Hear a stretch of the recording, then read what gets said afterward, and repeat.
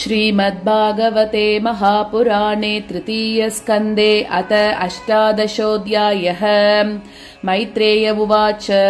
तदेवमाकर्ण्य जलेशभाषितम् महामनास्तद्विगणय्य दुर्मतः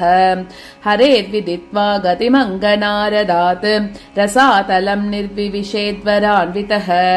ददर्श तत्राभिजितम् दरादरम् प्रोन्नीयमानावनिमग्रदम् श्रया मुष्णन्तमक्ष्णा स्वरुचोरुणश्रिया जहास चाहो वनगोचरो मृगः आहैनम् ये अग्न्यमहीम् विमुञ्चनो रसौकसाम् विश्वसृजेयमर्पिता न स्वस्ति यास्यसि अनया ममेक्षतः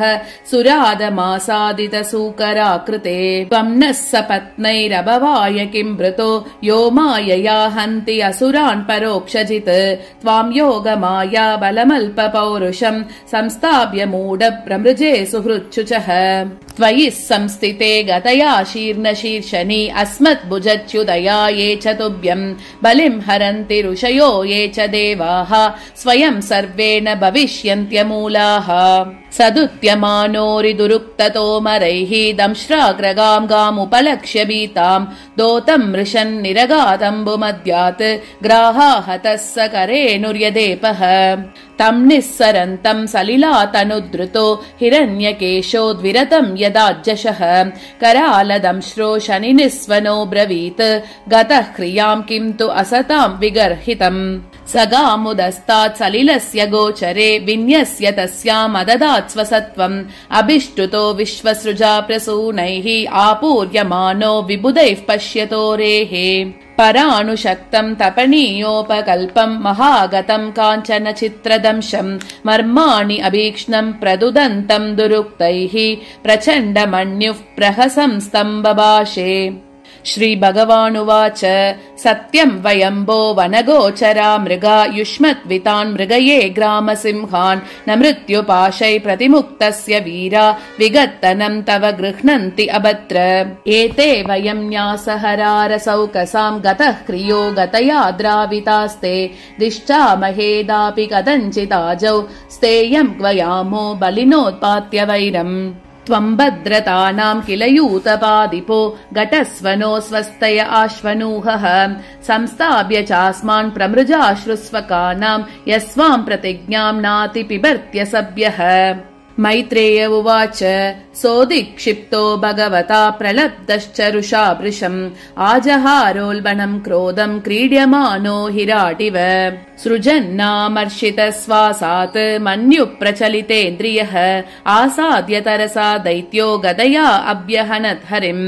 भगवांस्तु गदा वेगम् विसृष्टम् रिपुनोरसि अवञ्चयत्तिरश्चैनो योगारूढैवान्तकम् पुनर्गदाम् स्वामादाय भ्रामयन्तम् अभीक्ष्णशः अभ्यधावत् हरिः क्रुद्धः संरम्भाद्दश्च दच्छतम् ततश्च गदया रादिम् दक्षिणस्यामृविप्रभुः आजग्ने सतुताम् सौम्य गदया कोविदोहनत्